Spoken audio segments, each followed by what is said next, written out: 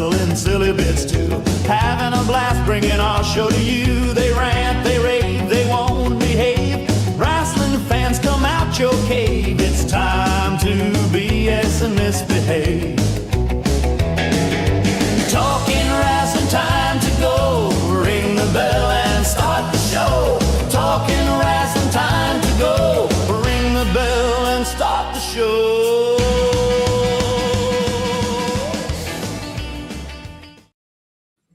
Hello and welcome in for another edition of Talking Rasslin. I'm Titty Tiaki. No, I'm just kidding. I'm Pondwater Dave. I was wondering who I was when you said that. This is the first lady of the Honor Savannah Club, Miss Amy Vaughn. Hello, hello. Did you hear that last night? That what Punk said to Roman? No. Is that what it was about? He addressed Roman continuously calling him Phil. He does not like to be called by his government name.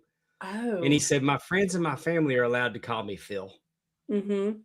I don't go on your Wikipedia page and obsess over you and call you Titty Tiaki or whatever your name is. I'm darn sure not going to call. I'm darn not sure not going to call you Joe and insult a real Samoan that I actually love.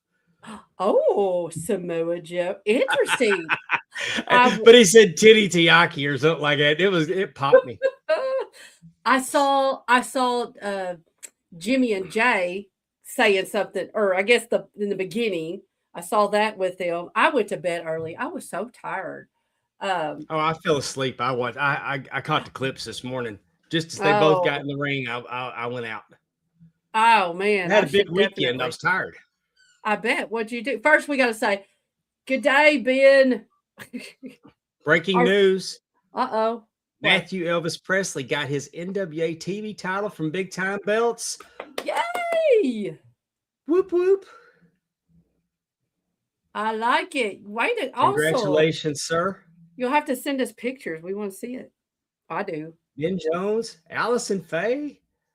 Hey, Austin Kendrick. What's up, my little brother? Who else is here? Darren Staley. There he is. Oh, I'm not putting that on the screen. That's disgusting. Hope you get to feeling better, Darren. Justin Yent. What? The director of Fun himself. I know. Willie Thorpe. Thornbrew. He's ready for this. I love it. We're gonna have fun today. I had a big weekend. Tell us about it. Tell me about it.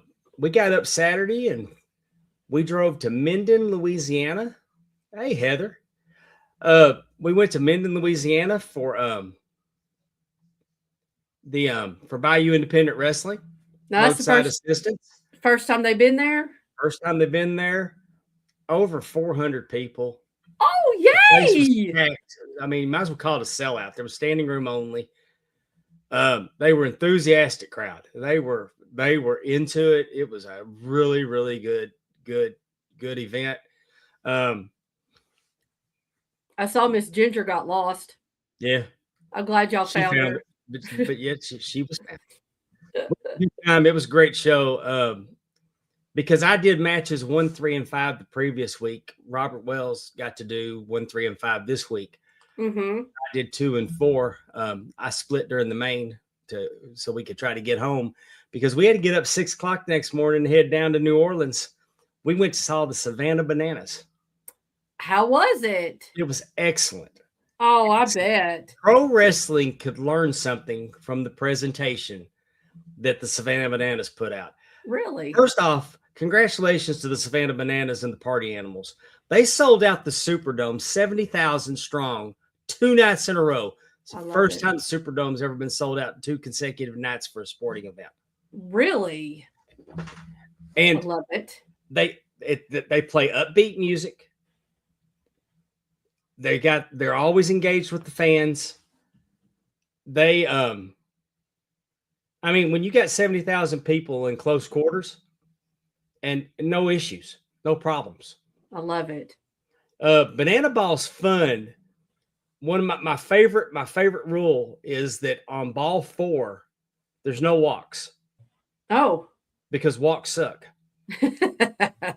Yeah, I can see And that. so what they do is on ball 4, the runner runs, and he can go as far as he wants to.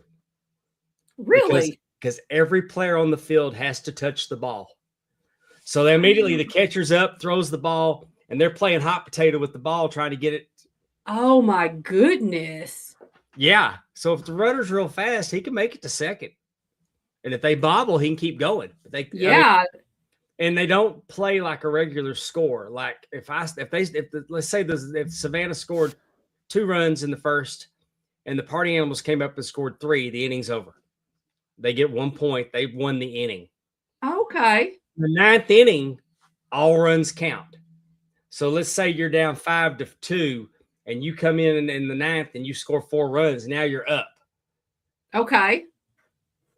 2-hour time limit on the game. They're always they got a dancing umpire. They got the tallest hitter in the world on stilts. Drew Brees came in and had a net bat. The roof came off the place for Drew Brees. I mean, there was lots of Saints fans there. And hey, I'll tell you what, I enjoyed seeing Drew Brees. Sure, that's always fun. I respect Drew Brees.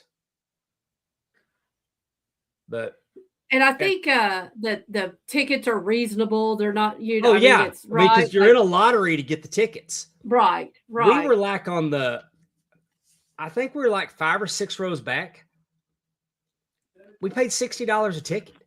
Exactly. It was either 60 or 40. And we got the $60 tickets. But what was even better is that they came and told us we had access to the Crown Club.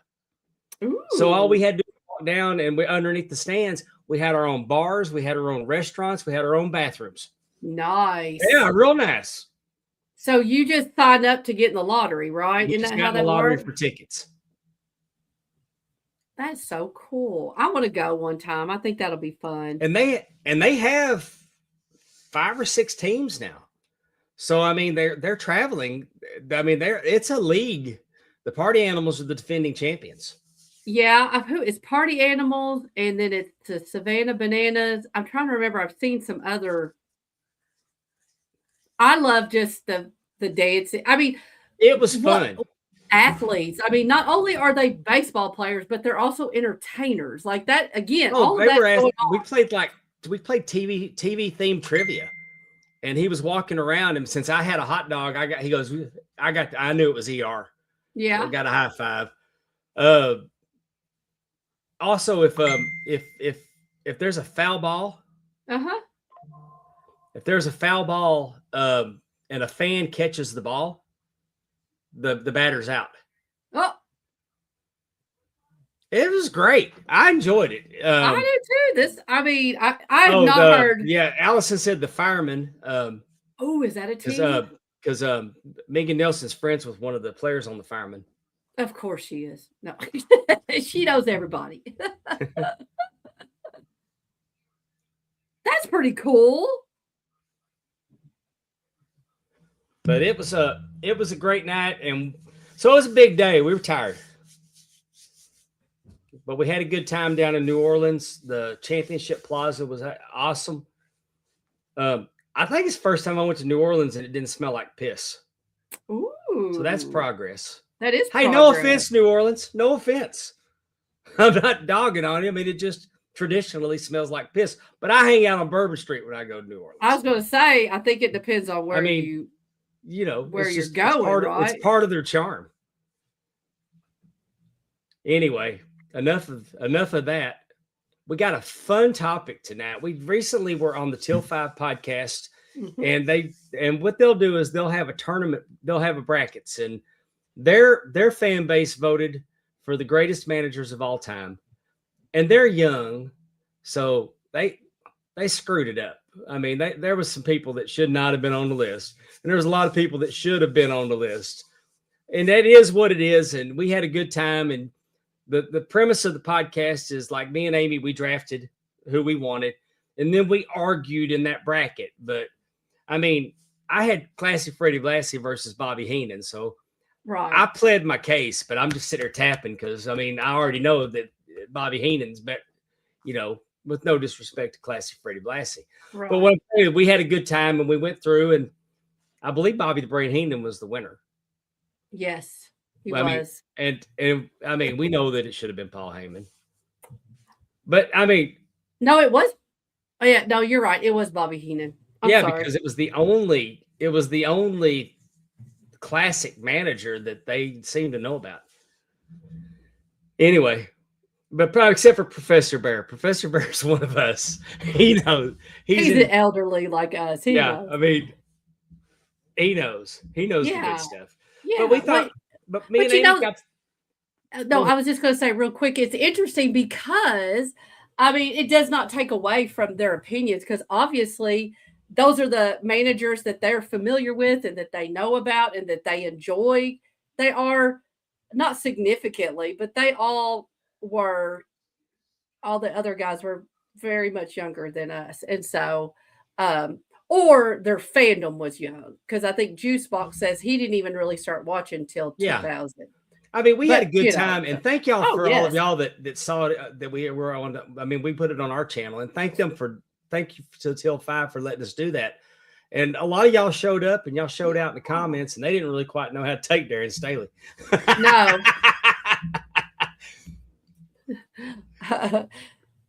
But I think that's the way Darren likes it. So he was popping me though. Yeah. But anyway, we and Amy got talking about it. Said, well, why don't we just talk about underrated managers next week? Yeah.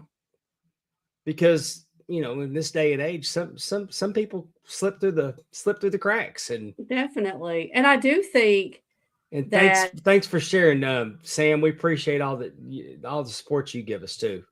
Definitely. 318 Wrestling Channel. Y'all head over to 318 Wrestling Channel on YouTube. He's always putting up the Bayou Independent, Lost Art of Wrestling, whatever shows Sam heads to. He's really good about filming them and getting them posted really quickly. And we appreciate all he does. I need to know though, did Alex Arsenal win? Yes, I thought so. Was he like really like huffing and puffing? Like, did he get a good workout? I left during the main event. I don't know. Oh, okay. I have to watch Sam. I just got to check on my Alex. Just when I left, Corey Steed was beating the piss out of him. They were fighting all over the arena. And oh, good. I was on my way out, and they said, "Dave, they need some help over there." And I said, "I'm off." Peace out. Gotta go. You all can tell us in the chat. Tell your mama said hi. You all feel free to tell us in the chat who you think some of the more underrated managers are, especially because I know our group has some good opinions. We just chose a few. I know there's a lot more out there, but we chose a couple to talk about.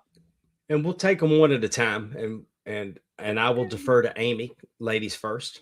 Oh, okay. Well, I think we all know.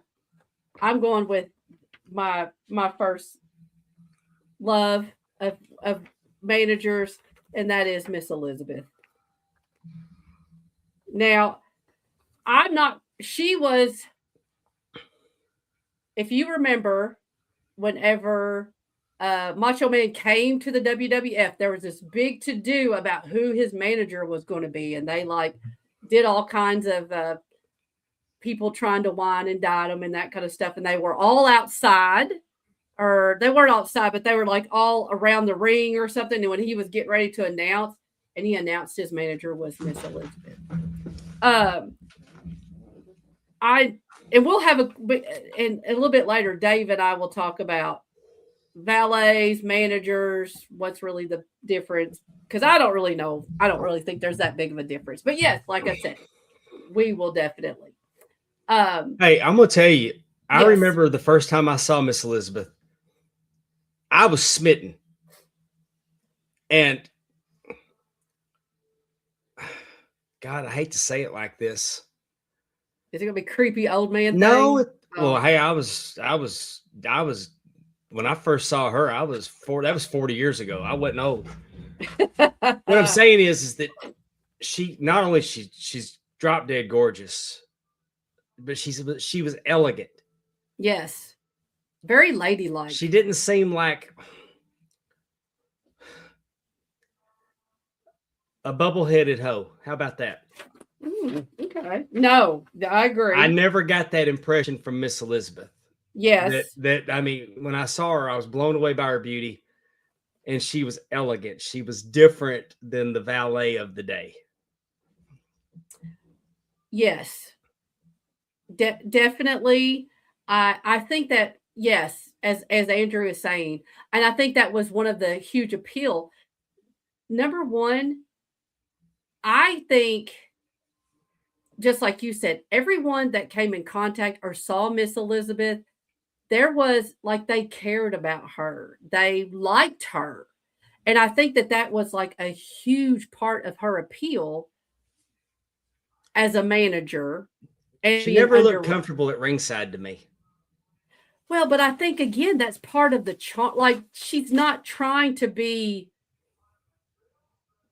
like she's not trying to be like a Missy Hyatt or like someone out there Yeah. that's like pulling all the strings. Like she was out there to cheer them on, but I feel like anything that she does because people felt so connected to her, like they really were emotionally involved with her. Take your pills. I don't know what that was. It was Russ. The bitch? Yeah. Mm. My phone will blow up now because it's NXT's on. Oh, anytime okay. there's wrestling on TV, Uh-huh. the text blow up. He'll point out everything that's wrong with the product. What until JC Jane comes on, and then does he not have patience to save? I mean, isn't he an RN now? Like, doesn't he have some meds to give? Yeah, you should ask him about that. But what I was saying, proficient with sponge bath. Perry care. Stop. I like Russ. Stop it. I love Russ. I know. I'm just aggravating. But what I was saying is that I think because everybody they like her. She's very likable and people are emotionally connected to her. So then anything that she does or is part of, if she was looking like she was getting to, going to be attacked by somebody, or when she did, like that one Saturday night main event where Macho Man and Hogan are fighting or something, and Macho Man gets thrown out of the ring and he lands on her. Oh my Lord. Like people were crushed, I mean, they felt like they knew her. They felt like they could be friends with her. They liked her. And she added so much because people were so emotionally connected to her. She didn't have to do promos and she didn't have to do a bunch of stuff. Like everything she did non-verbally was bringing attention to the match and the angle that she was part of. She was literally the cause of probably the biggest angle of the 80s. And it would definitely be, up there with her and the Mega Powers, and then the Mega Powers exploding. My favorite part with her, I know not a lot of people like WrestleMania 4. It's one of those things that I really like. And she comes out in a new outfit every time. That's SummerSlam, right? Is that SummerSlam? I feel like it is. They're still liking each other. I think it is SummerSlam. Possibly.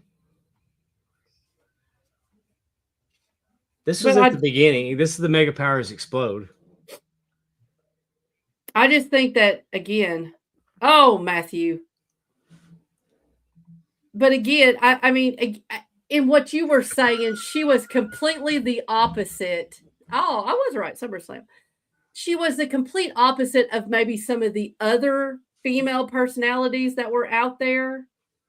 She was very demure, very, then she went on to be NWO. But again, I think she is just absolutely, people loved her. And really, I'm sorry. Now, I will say when she went NWO, she went NWO, she wasn't elegant no more. Liz and Jeans was a 10 out of 10 for me. Well, yes. I mean,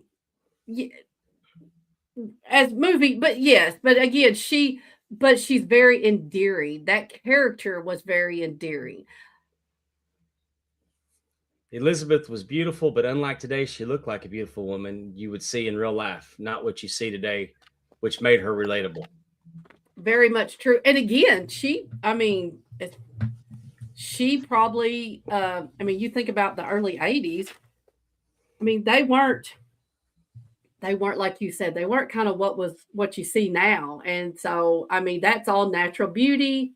That is, and I mean, I can't say enough.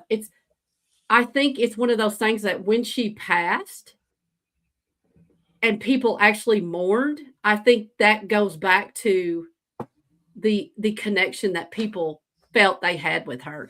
And her look, even her look really, yeah, she changed her clothes, but like her look is still the same. That is still the same Miss Elizabeth that we all fell in love with. But she was different in WCW.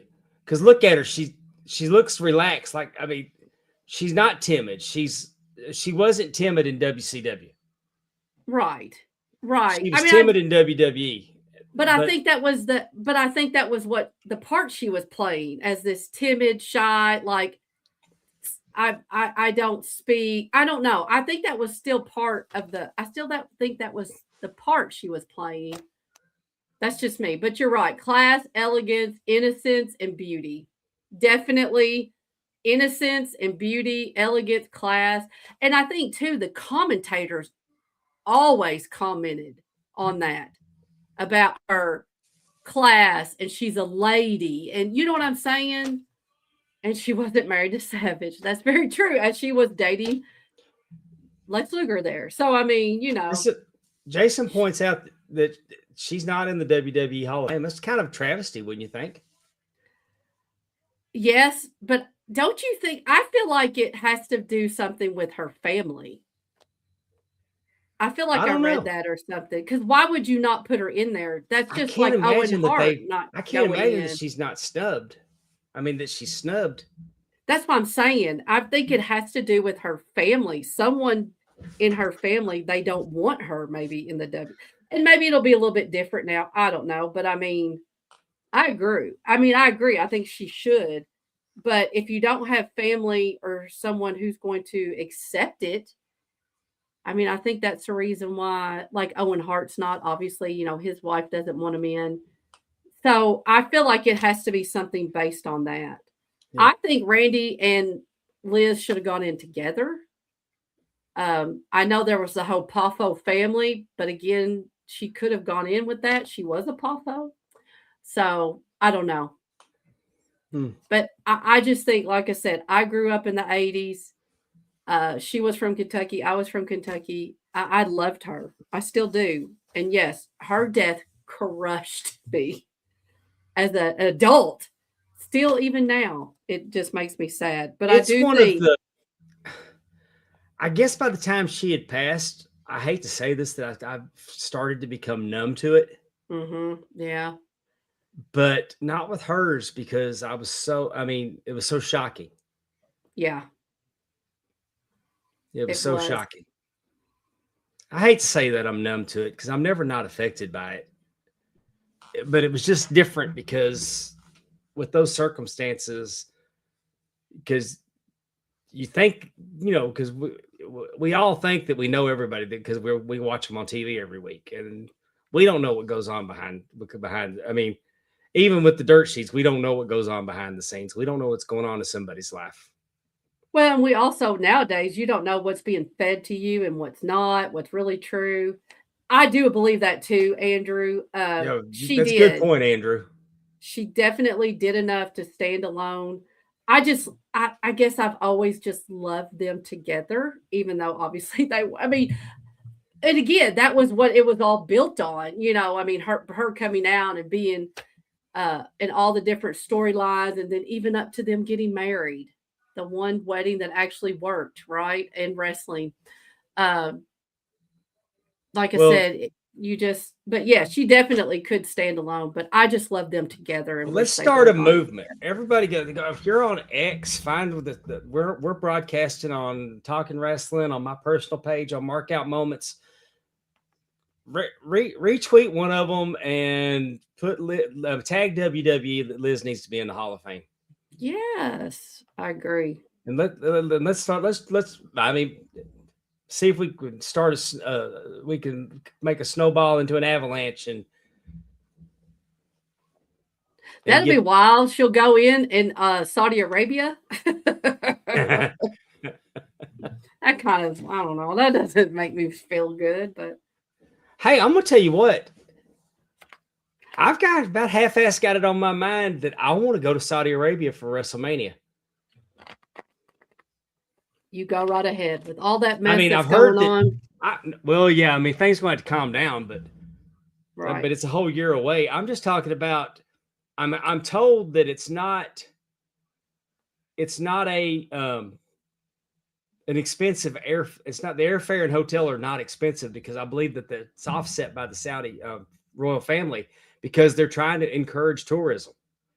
Now, I mean, once you get there and you can't afford to go to WrestleMania, that's a different story. But they got this roller coaster over there that's about 3 miles long and it goes 155 miles per hour. It's got a windshield on it, and I'd love to go ride it. I bet me and Tep will wave. We'll take you to the airport. I can't imagine that she would go. Nah. And Willie, what I was talking about the wedding actually working is actually got through the wedding because most weddings they don't get through it. No. Someone comes and breaks it up. That's what I meant about that wedding actually worked. I know that they were actually divorced. I think at the time when they were doing all that, but I just meant they actually got through the wedding. Jason gave her directions to her hotel in Baton Rouge, and she was so polite, and she should be in the Hall of Fame for sure.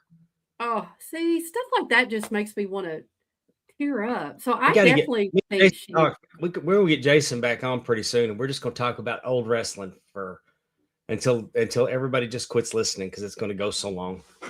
Oh, I'm not going to be over here like it'd be late. No, because when we talk about wrestling, it's always interesting. It is very interesting, but you know how I am after a certain time period. I'll be like dozing off, like what? So what about one of yours? So do you have anything else to say about Liz? I mean, just that. No, I mean, I've been on the fence about whether she was really a manager or a valet. Mm-hmm. I mean, I know she was introduced as a manager. So then she was a manager. So that's why if she was hired as a manager, then she was a manager. Yes. I don't really think there's that much of a difference between, again, I think the core difference is staged. So, go ahead. And this is why Liz, I give her the nod as a manager. I think that your valets are in it for themselves. Take Missy Hyatt, the Missy Hyatt character. In World Class, she told John Tatum, if you lose another match, you're history. Right. And he beat Kerry Von Erich. I mean, everybody was watching. Right. Is he going to lose this week? Is he going to lose the girl? And he beat Kerry Von Erich. And that was a big deal. Yeah. That was a big deal because Kerry didn't take very many L's at that time. Right. Especially to Hollywood John Tatum. But John Tatum, and if we ever do a episode about underrated wrestlers, Hollywood John Tatum is definitely underrated. Yeah, because honestly, I don't know much about him at all. Oh, then it's on. We'll start putting together underrated wrestlers. We'll do a deep dive. Yep. All right, I'm gonna throw up my first one. I'm gonna start with Captain Lou Albano. Yay! He didn't get any love in that tournament. And no, he didn't, did he? No, he didn't. Captain Lou. And did he make the three wrestlers, the tournament? I can't even remember. Did he make the tournament? No, they didn't. And I'm going to tell you that all three of the managers that I have picked got their start as wrestlers. Mm-hmm. In my research, I didn't realize that Captain Lou was born in Italy. He's an immigrant. He actually was born. I did not know that either. And his mother was a concert pianist. That's why he ended up in New York. How cool I is mean, that? a high level, high performing pianist. This picture right here showing it. He started. He wrestled in 1953 to 1969, Mm-hmm. and then he became a manager until 96. Till 96, really? I didn't even know it was that long. Yeah, and Captain Lou, he took 15 different tag teams to championship gold, and three solos singles to gold. But What kind of 15 different tag teams. career did he have as a wrestler? Where was he? All in New York, or like did he travel at all? I didn't deep dive his singles Okay. career because we were going to talk about manager. I just felt like I needed to mention it. Yeah. No, I was just curious. I didn't know. He became a manager for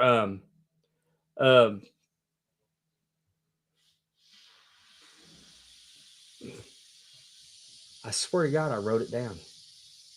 Oscar Crusher Verdú, who had came in from Spain, and he couldn't speak English, so they thought putting Lou with him would be because Lou's a Sicilian, and he went after and started attacking Bruno with a lot of ethnic slurs. Oh, Lordy. But I mean, because he was Italian. That's what you did. And they sold out Madison Square Garden. Okay. So, I mean, he got that start. But he's pictured here with Luke Graham and Tarzan Tyler, and they are the first WWF Tag Team Champions. I like it. Here's a picture of him with Ivan Koloff, who defeated Bruno Sammartino, by the way. He ended one of Bruno's reigns. Yes, he did. And those are the Mongols. We had Lou as a face with U.S. Express, Wyndham and Rotundo. There he is. There he is when Bruno won when Ivan Koloff won the championship. And hey, he was the original wise man because that's Safa and Sika. Those are the wild Samoans. I like that. Jason has a really good point. I also thought this as a child. There you go, put it up there. Can you see it? Oh, yeah, he keeps the rubber bands on his face. How? Yeah, I never could tell what he had it stuck to. You think it was glue? Like some kind of... I don't know. I always thought, I guess as a kid, I just was dumb, and I guess they pierced it. I had no idea. Well, next time Bruce is back, I'm going to ask him. Yes, please do. How did he keep that on his face? And why? What was the thought of a rubber band? I'm just curious. How did that come about? Why rubber bands? Because obviously he's not doing it with the Samoas. Well, he also sometimes he put the rubber band around his goatee. I mean, his hair on his chin. Yeah. I don't know why he did rubber bands. He had safety pins in his cheek. What? Huh. Why does he do that? Hey, 70s were wild. We're going to have to look into that. Yeah, that's a great question for Bruce. But listen to this who's who of tag teams that Captain Lou Albano managed. The Valiants. Yeah, we know them. The Samoans. Mm-hmm. The Yukon Lumberjacks. Who is that? Do you know? I knew you were going to ask, and I didn't click on it. Okay, I'm sorry. I knew it, and I should have, because I was like, she's going to ask me, and I'm not going to know. Of course I'm going to ask. The Blackjacks. Oh, we know the Blackjacks. Yeah. Lanza and Mulligan. The Moondogs. No, the Moondogs. The Masked Executioners. Don't ask. I won't. Were they at WrestleMania? Express. Were they at WrestleMania 1? No. Who was the? Well, they might have had the Executioners, but this was back. And he also once he became a face, he managed the U.S. Express and the British Bulldogs. Right. There he is with Don Morocco, the Intercontinental Champion. That's another one of his singles. There he is with Andre the Giant. He managed him, or he coming out with them? Yeah, he I guess he managed them. Awesome. And there he is with the Moondogs. There he is with the Samoans. And there he is with Cyndi Lauper. He is a forefather of the rock and wrestling connection. Oh, 100%. The rock and wrestling connection. He had friends in the music business, but Cyndi Lauper put him in that Girls Want to Have Fun video, and then she's there at her and he took Moolah, she took Richter. Yes. It was a whole thing, and it blew up. I mean, it was on MTV. It was huge. It was definitely huge. And if he the angle that started WrestleMania, it really did. And then he's also in one of the Mario Brothers. Yes. He did some acting. But just the rock and wrestling connection alone should tell you how great that Lou Albano was. And to be as hated as he was, he became so beloved. He is a perfect dad to Cyndi Lauper in Girls Just Want to Have Fun. Like, he is the absolute, like, you can 100% believe that's her dad. You know what I mean? Like, yeah, I mean, like he was asking you, yeah. And the way she talked at him, it was really great. They really had a good connection. But I remember when we got cable and I started seeing him on WWF programming, and it just, he was a character, man. He just was 100%. He was a talker. And it helped that Cyndi Lauper was also a huge personality in herself. Again, yeah, technically, she's the first rock concert I ever went to. Technically, how's that technically? Well, I mean, I don't really know that she would consider her rock. Oh, well, yes, I would. But I mean, or whatever. But it was the first concert that I'd gone to that wasn't country. Okay. I wasn't allowed to go to rock concerts as a kid. But she's the first act. She's the first act that came along once I was 18. That you said, I'm going to go see. And I went to Reunion Arena and saw her, and actually saw Chris Adams in the parking lot after the matches and spoke to him. Just by passing by, I spoke to him. He had just turned heel. He had just turned heel. I wonder where he was watching it. You know what I mean? Like, he couldn't have been in the crowd, I'm sure. Maybe backstage or whatever. I bet he was in the crowd. You think so? After just turning heel? Not the way y'all people acted back then. Mm-hmm. People be trying to take them out and everything else. It was. I spoke to him, and I wasn't mad at him. I really didn't blame him when he turned. I don't know if you know this about me or not. I kind of favor the bad guys. Yeah, I've kind of gotten that about you over time, except for the Von Erichs. But they were kind of bad, in a sense. After David died, I mean, by 84, I was late 84 and 85. I was cheering for the Freebirds. Well, that's true. After David died, the Von Erichs just didn't do it no more. Well, David was my favorite, but the Freebirds were cool. When Terry Gordy when he hit that guy and knocked him back 3 or 4 rows, that's true. Completely changed my opinion of Terry Gordy. That is true. He did. I mean, I liked Michael. I liked Michael and Terry, and I thought I could take Buddy. Spoiler alert: I could not have taken Buddy. Yeah, I love though that you thought you could. I like it. At least you knew you could not take the other ones. At least you thought, okay, definitely not them. Possibly that one. Yeah. All right. My next. But the reason, go ahead. The reason I saw Chris Adams is he ducked out early to beat the traffic. But we ducked out because the girl that was with me got hit. Somebody threw a beer out of the balcony and she got hit by the beer. Like the can or a bottle? Cup. You couldn't get. Everything was in paper cups. But still, she got beer all. Oh, I hate people like that. Like that just. Yeah, I mean, look, the heat got out of control at a Cyndi Lauper concert. You know, it's well documented that I knew where to sit at the sportatorium not to get hit by a beer. True. That is understandable in a sense. But I mean, come on, people. Act like you got some sense. Yeah. At a concert, throwing your beer. So anyway, that's what put me in the parking lot early That's who you should have been. I was going to say, that's who you needed to think about beating up, not Buddy Roberts, not Buddy Roberts, not Buddy Roberts. Anywho. All right. Buddy Rose, Buddy Rogers, Buddy Roberts. There's a bunch of them. It is.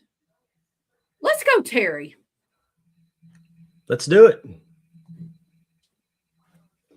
Now, I will be very honest. If you watched the Till 5, you know the argument for Terry. I probably would have thought she was the least person that should have been on the list of 16 that we were arguing as a manager. However, Buddy laid down.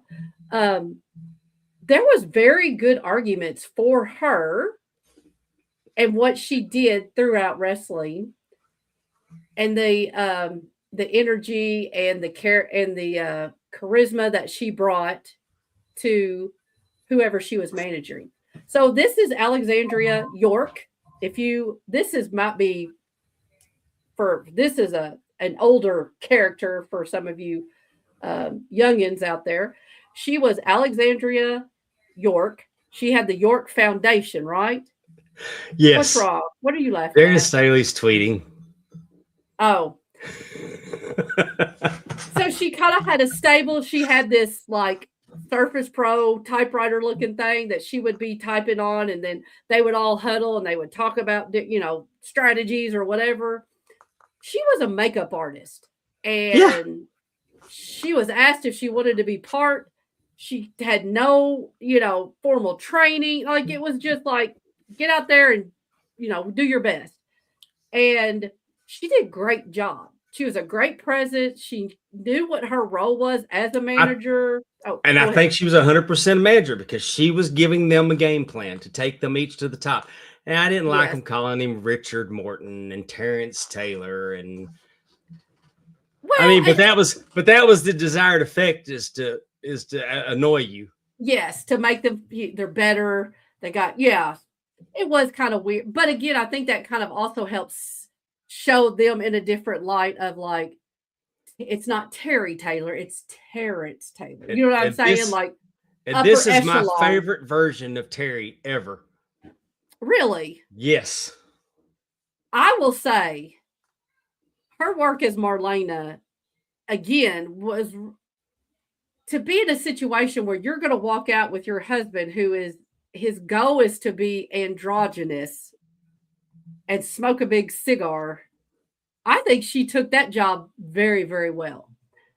And very convincing about just because I feel like it was also, it helped with the show and the showman of these two characters and like what exactly is the arrangement and whatever. And I said this on Till 5. She made China look like a monster. The way China ragdolled her. Oh, yeah. She had to go along with that. And she was, as Marlena, because I think it might have been a very similar outfit.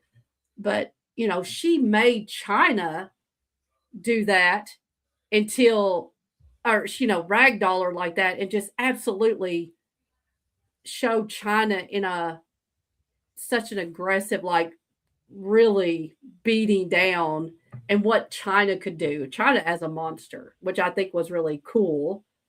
It was definitely something else for 1995. But I think that so what I was thinking about Terry is that just kind of really showed like she did Alexandria York and then she went on to do Marlena. So like she was able to evolve and do something different. And again, I don't think I put it together on my own that was Alexandria York. Yeah, I can see that. I don't think I put it together for a long time. I may have read it. I don't think the light came on for me. Oh, I remember her from WCW. Yeah, well, this is definitely a whole different presentation. Oh yeah, of Marlena than what Alexandria was doing. And again, she had kind of like her button up. I mean, she wasn't dressed sexy, necessarily as Alexandria. Ain't got them things yet, is what you're trying to say. Well, compared to what she's doing now. But again, just her presentation is, and along with Goldust, like not everybody's going to say that, oh yeah, let me be part of this, whatever this is. But she definitely was versatile enough that she just went with it. She was a very sexy lady. I think maybe before, if you want to say, before the boobs or whatever, that was a big thing. But I mean, she's a very pretty lady. Still And is. yes, very much so. Just saying that, versatile, definitely. But definitely a manager. And she wasn't, yes, she was a little bit different with than Miss Elizabeth in the sense that this is, this, whatever this is, she's kind of petting him. She smoked her cigar, like she Well, that did. goes without saying, Andrew. She got involved. I mean, again, like she was not afraid to be part of the presentation. If that makes any sense. I hope I know. I'm trying to think of what else. And I feel like, oh, yes. Again, whatever she was given, like she did the Terry Invitational, which I'm pretty sure you got a picture of. She wrestled. I mean, yeah, that was tournament. Huge. Terry Invitational. Terry Invitational tournament. Is what I would call. Yeah. She did that. I mean, again, putting herself out there. And plus the tournament made it look like her services as a manager was very much desired by these young teams. And I think that was great. Again, that just gave her more credit. Hey, Kevin. She also did, she did some backstage stuff. Be nice, Andrew. She did stuff. Leave the memories alone. Oh. Terry has done stuff backstage. She's done, interview, so like I said, she's very versatile in her role. Like whatever they asked her to do, she was out there doing it. And she definitely enhanced whatever she was involved in. And again, if it weren't for the greatest manager of all time, the tournament that we did, I don't really know if I would have recognized that. And so I'm really glad to talk a little bit more about her, because she really was, I think, one of the more underrated managers that have been seen in the WWE and WCW. 100%. Exactly, Willie. I mean, being legitimately scared when China swung her around, like China was. It looked real. It looked brutal. I mean, it made me wonder. When I saw it, I was like, "Damn!" Because I mean, I knew that Terry wasn't a wrestler. Yeah, and China she could sell. Woo! So that's Miss Terry. So all right. Well, my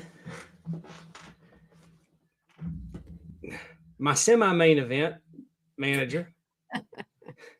I'm trying to decide which one I wanted to say for last. Oh. Right now, I'm going to go with the greatness that is Gary Hart. Ooh. Gary Hart, I could make a strong argument, belongs on the Mount Rushmore of wrestling managers. Interesting. Okay. And if he don't make it onto Mount Rushmore, then he's top 6. He's top 6. He started out as a wrestler. Mm-hmm. And then in 1975, he went to Florida and he started wrestling Pak Song Nam. Where did he wrestle? In Florida. Florida. Okay. Then he was with the Spoiler, and then the Spoilers, because they got another guy. I can't remember who they put. Nobody I'd ever heard of. It was Spoiler number 2 at the time. But Gary Hart was the manager of Monsters. Mm-hmm. Here's a very early picture of Kevin Sullivan and Mark Lewin. Kevin Sullivan, we know what his gimmick would be. He'd be the devil, and Maniac Mark Lewin would be Purple Haze. Can I say something just really quick about Kevin Sullivan? Yeah. I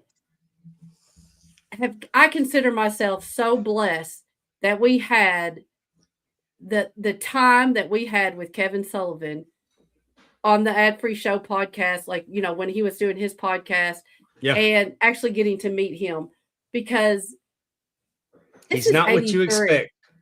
He's not what you expect, but everything that he has experienced, everybody that he had been around, everyone that he has wrestled with, I mean, like, he's one of those hidden gems in a weird way of just like you said, here's an example, 83. Everything that he had done, and just like I said, excuse me, I feel very blessed that we actually got to.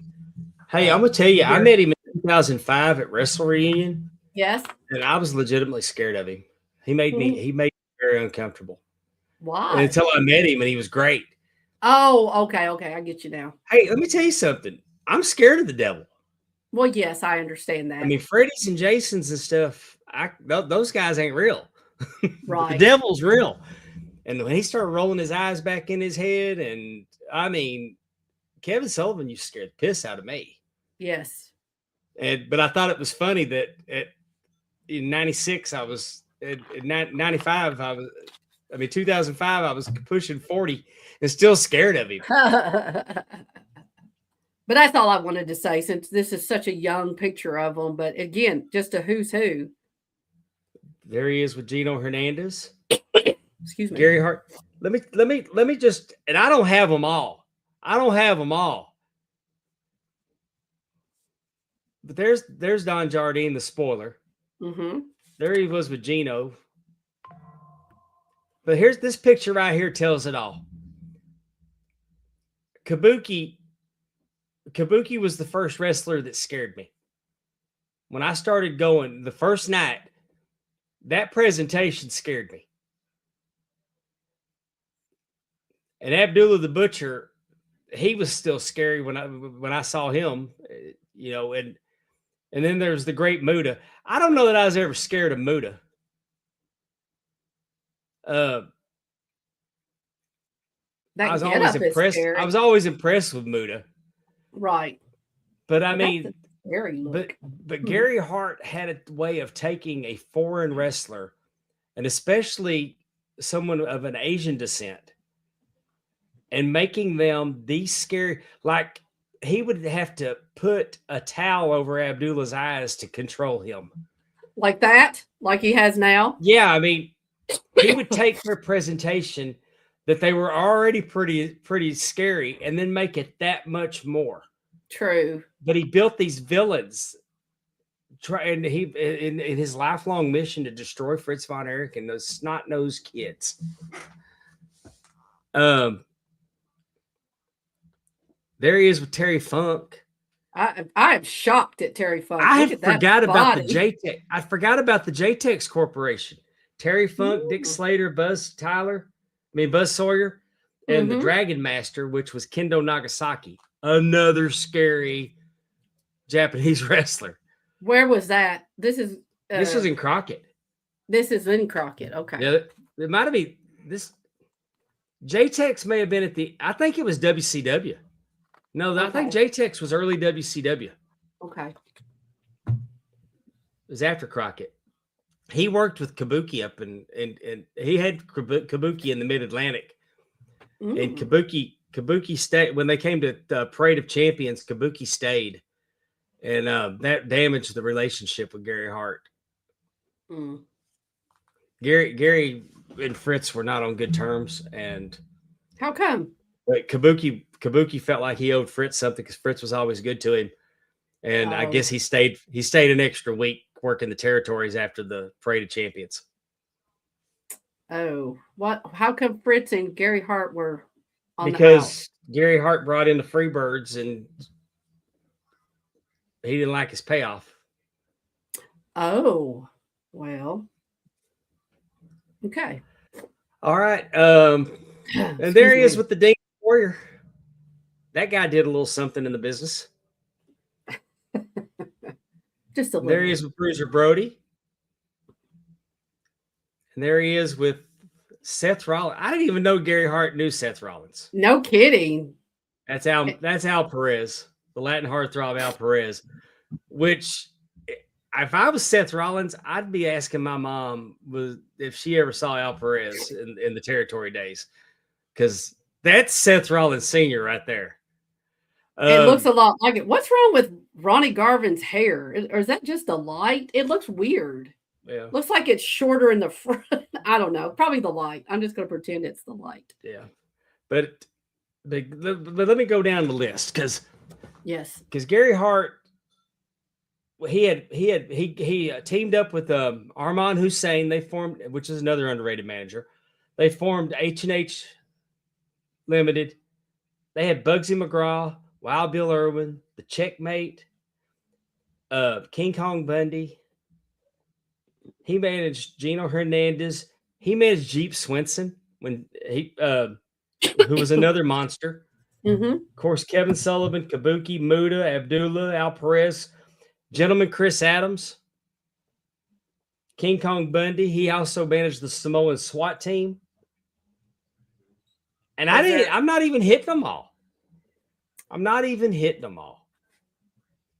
He did as much backstage as he did in front of the camera. Uh-huh. He didn't rant. I mean, he ranted, but he didn't scream. He had a way of talking like you just felt like at any given time that he's going to reach in his pocket and pull out a blade and shank you. Nice.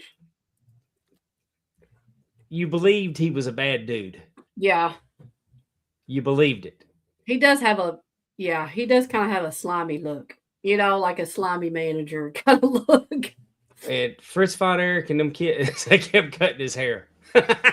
He lost a couple of hair matches. So he just kept it short. Yeah. But Gary Hart, he's lost in the shuffle. Mm-hmm. He's lost in the shuffle. Do you think that's mainly because he was more WCCW? Like most of his time was spent in a territory. Yeah. And maybe because he doesn't have WWF on his resume. To my knowledge, I don't believe he ever spent any time in WWF. Maybe so. But I mean, for what he did for Texas with Houston and World Class, but he was prominent in Jim Crockett and Mid Atlantic, and then he, like I said, I mean, you put him with Terry Funk and the Great Muda. You put him with Terry Funk and the Great Muda, but Bruce Pritchard tells a story that him and Pat were at a WCW show, mm-hmm. and Bruce went up and said something to Kabuki, to Muda, and Gary Hart ran over and wouldn't leave him alone with him.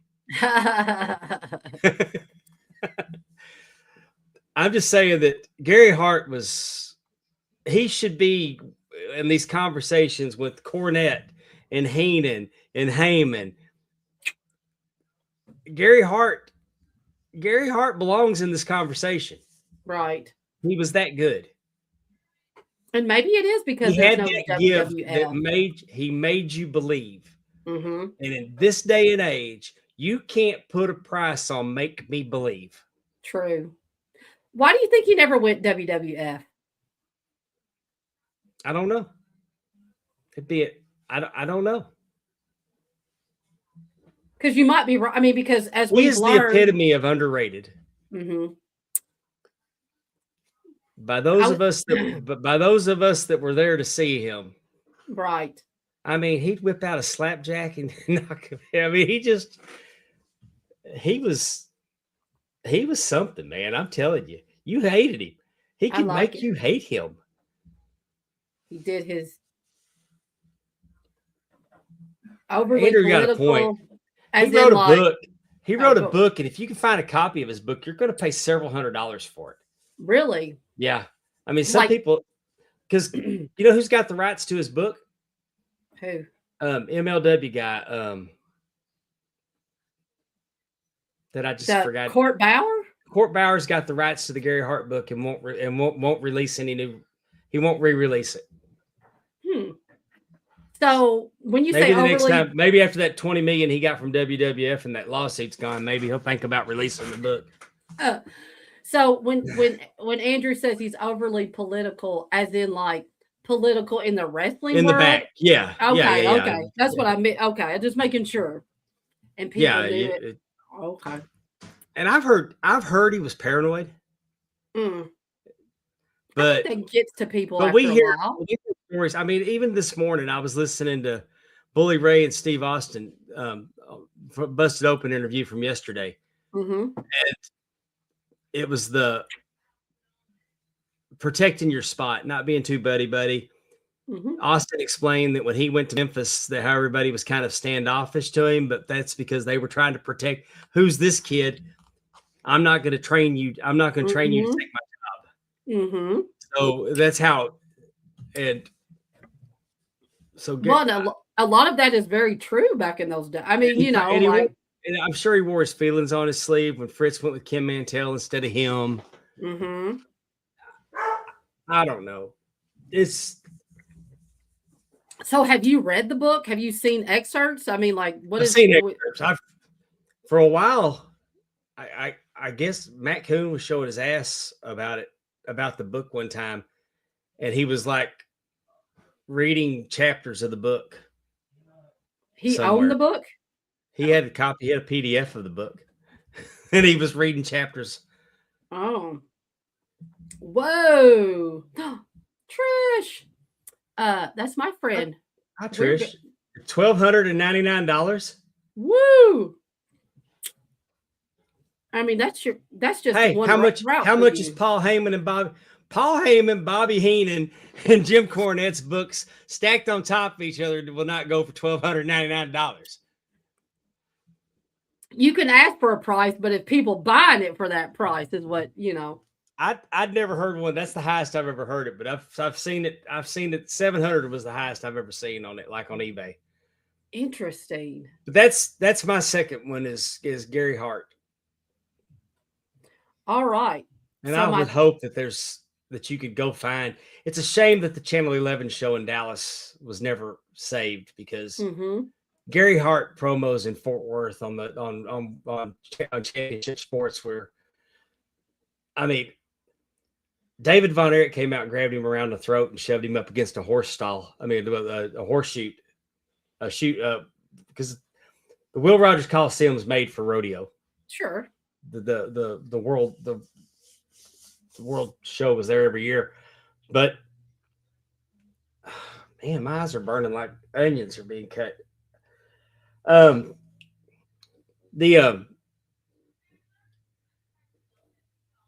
But he just got him, and he just came out and grabbed him, and David's not yelling at him, but he's just talking to him. But I remember he had him by the throat and had him up against that wall. He goes, "You disgust me," and I mean, and Hart sold fear. Really? Yeah, it's one of my favorite David Von Erich promos because I told you I always believe that in a fist fight, give me David. David can whoop somebody's ass. Right. Do you think, you saying that, do you think maybe that is part of the reason why Gary Hart is not as he's listed here with the underrated managers is because there is not as much film and as there are on some of the others. It's possible. People couldn't really, like, if you weren't part of that territory and you didn't watch it live, it's hard to really know the effect that he had because you don't have anything to go by. That's interesting. Well, I mean, there's when it was all available, you could catch him. I mean, he did a lot in Mid-Atlantic. Yeah. With Kabuki, and so it is what it is. I gotcha. So the next one I'm picking, it's interesting. We've been talking about Kevin Sullivan because I chose woman as my next person to talk about. She's such a beautiful lady. This one you're going to have. Oh yeah, she was Roll Tide as Roll Tide could be. I used to look for her in Pro Wrestling Illustrated. Yeah, I can see why. I mean, because she was not Dark Journey. She was She is not Dark Journey. Robin Green? That was way before Robin Green. That. Was that not woman? I guess not. Oh, part of Kevin Fallen Sullivan. Angel. She was the fallen angel. Thank you. I was like, and I mean, she was bikinied up, and whenever Kevin Sullivan was in Pro Wrestling Illustrated, look how thin Sir Oliver Humperdinck is there. Somebody shouted out, Humperdinck he could be probably listed as an underrated manager too. Yeah. He was a thorn in dusty roadside in Florida for a long time. Definitely. Well, this is where I go back to the whole valet manager thing. I don't think, though, that woman falls under that category that you were saying, that she was only out for herself, because she was very much part of this whole group and their She was succession. a minion here. Well, yeah, this is not, she was a minion, fallen angel. She didn't even have a name, But I'm just saying, when she was with Doom, when she's with Ric Flair, look at her. She's got some kind of kendo stick. I mean, she was very much a part. She could talk very well, believe it or not. I mean, if you ever listened, I mean, her, again, for someone who, she wanted to be a wrestler.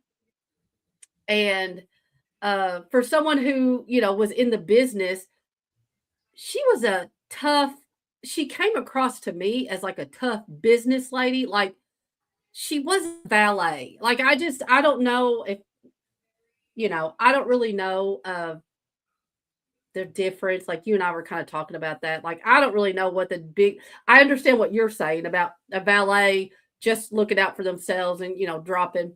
But she came off as like a business somewhere woman, between valet and muscle. Yeah. She was.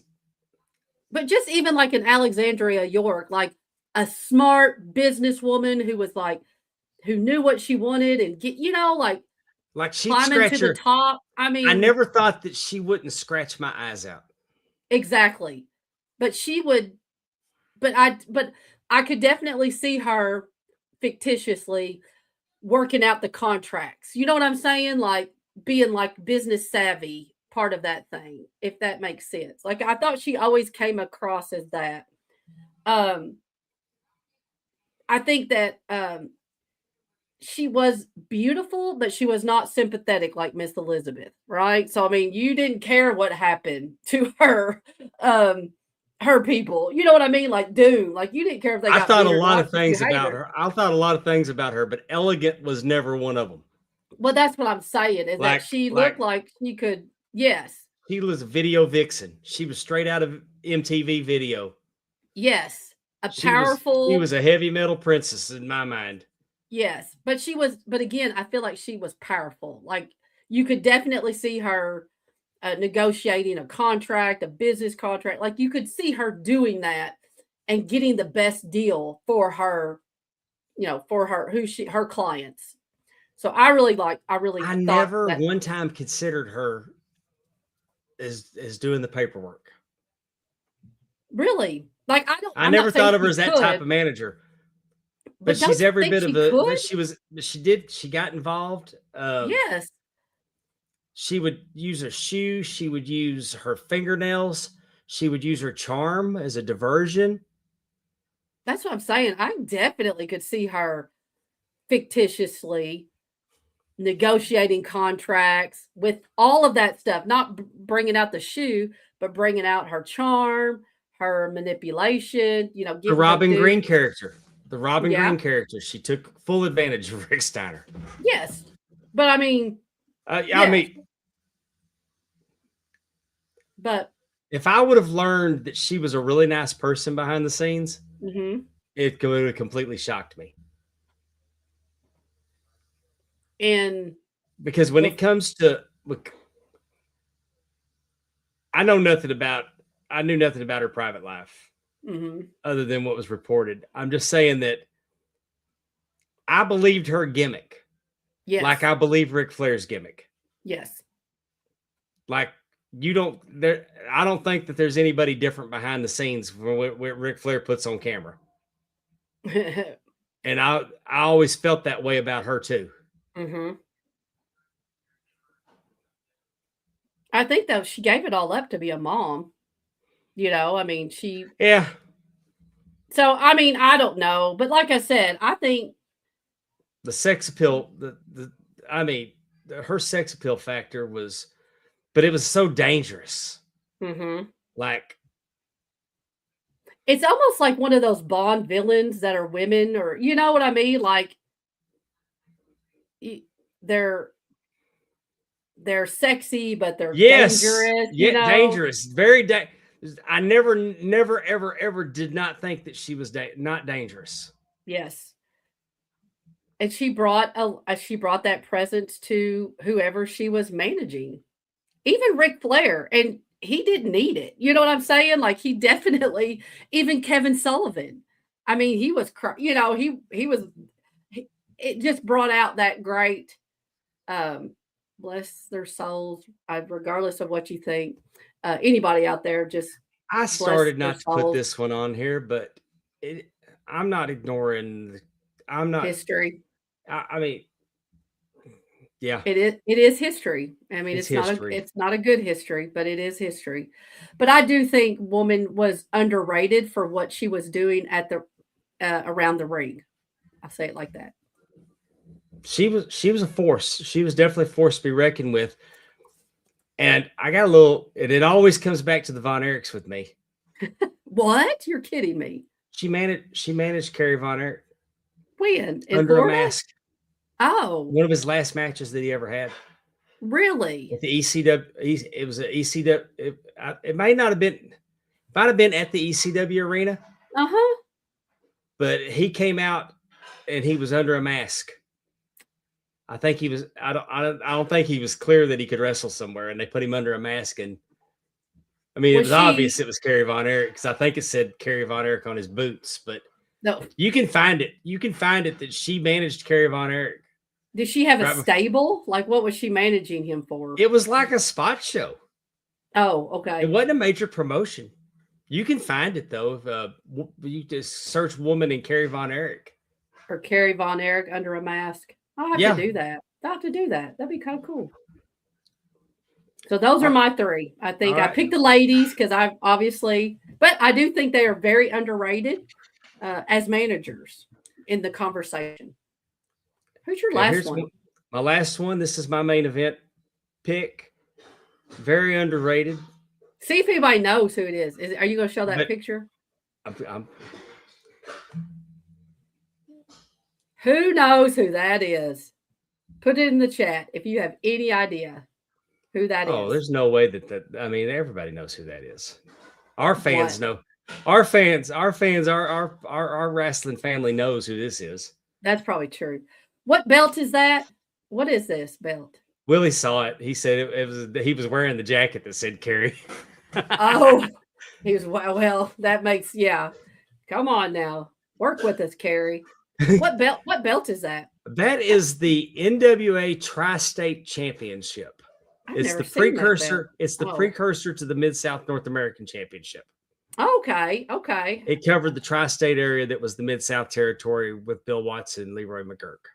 Oh, interesting. I kind of like it. It's different. I love it. Okay. There's better pictures of it. There's Paul Orndorff held it. It's a cool belt. I don't have it. Uh-oh. I don't have one. Nobody has guessed who this is in the chat, so I'm going to go ahead and tell them that this is the General Skandar Akbar.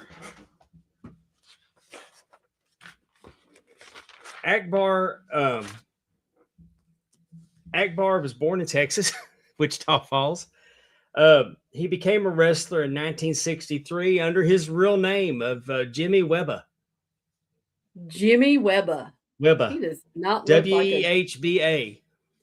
He does not look like a Jimmy. He is of Syrian descent. Okay. He was a bodybuilder too. He definitely looks like a bodybuilder. He lifted weights, and he lifted weights until he died. He was solid till the end. I gotcha. Akbar changed his name from Jimmy Webb to Skandar Akbar, which is Arabic for Alexander the Great. Fritz von Erich convinced him that he needed to change his name so he could be an Arabian heel. Mm.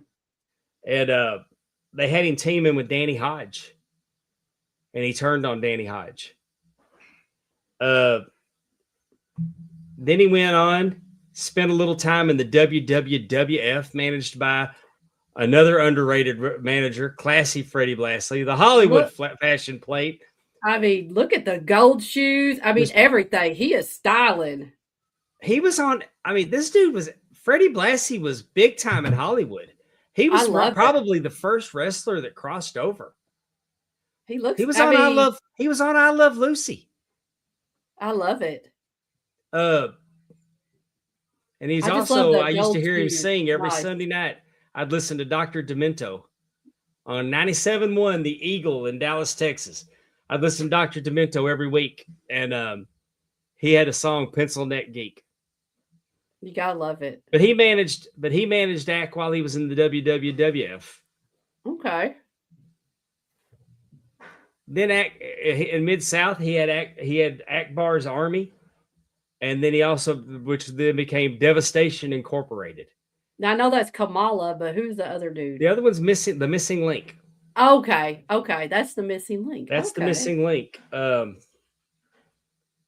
He managed a lot. Like I said, there's Kamala, there's the Link. He managed Cactus Jack. He managed the Punisher. Everybody look close. Can everybody tell who the Punisher is? What belt is that? That's the Texas Heavyweight Championship. Texas Heavyweight Championship. Yes. I can tell who that is by his eyes. Yeah. Interesting. Mean Mark Callis, known as The Undertaker.